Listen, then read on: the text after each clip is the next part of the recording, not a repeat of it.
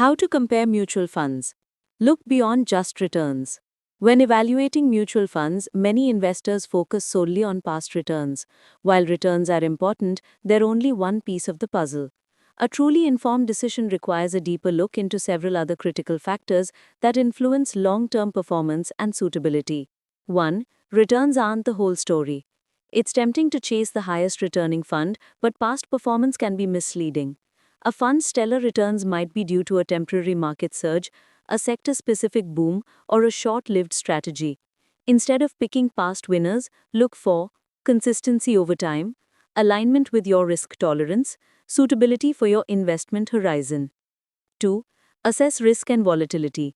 Two funds with similar returns can have vastly different risk profiles. To understand how much risk a fund takes to generate returns, consider standard deviation, measures volatility, beta, shows sensitivity to market movements, Sharpe ratio, evaluates return per unit of risk. A fund offering 12% annual returns with lower volatility may be more desirable than one offering 14% with wild fluctuations. 3. Evaluate the fund manager and AMC. The experience and consistency of the fund manager can significantly impact performance. Ask, how long has the manager been with the fund? How has the fund performed across different market cycles? Is the asset management company reputable and stable? A strong AMC ensures disciplined investment processes and better investor support. 4. Understand expense ratio and costs. The expense ratio is the annual fee charged by the fund.